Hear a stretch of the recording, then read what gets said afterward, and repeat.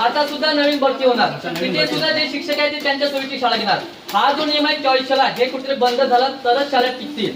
नंतर जिल्हा परिषद काय म्हणणार, तुम्ही इंग्लिश मिडियमला पाठवू नका मुलं, तुम्ही पुढे शिक्षक ठेवा ना, का मुलं जातील इंग्लिश मिडियमला. आमचा हा पुरेपूर प्रयत्न असणार शाळा टिकली पाहिजे. आणि मी या कमी वेळात सरपंच होण्यामागे माझा ह्याच एकमेव हेतू आहे की जेणेकरून आमचा विद्यार्थी, आज गावाचा विकास त्या प्रत्येक ठिकाणी होतच असतो. आज एकही तुम्हाला ग्रामपंचायत दिसणार नाही का जिथे शाळेसाठी धडपड करेल. जो तो सरपंच, जो तो पदाधिकारी असतो तो गावासाठी झटण्याचा प्रयत्न करतो, तो ज्याच्या त्याच्या पद्धतीने जेवढं योगदान देतो. माझं जे योगदान आहे मी शाळेसाठी माझं 100% एफर्ट्स आहे. आणि मी का देणार तर मला ही शाळा टिकवायची आहे. असं तुम्हाला एकही गाव दिसणार नाही ग्रामपंचायत रोड कोणते एका मी शेवटपर्यंत हे करणार शाळा. आता सुद्धा ही जी इमारत तुम्हाला आता दिसते, आता ही जी तुम्ही एक महिन्याच्या अगोदर असेल ना, तुम्ही अक्षरशः हे हाल बघितलं असेल. विद्यार्थ्यांना एकही वर्ग बसण्याला येत नाही. 3 वर्ष सलग आम्ही ग्रामपंचायत माध्यमाने याच्यावर ताडपत्री टाकायचो. सर्व वर्गाचे पाजळतात, पाण्याच्या वर्गात मुलं बसू शकत नाही.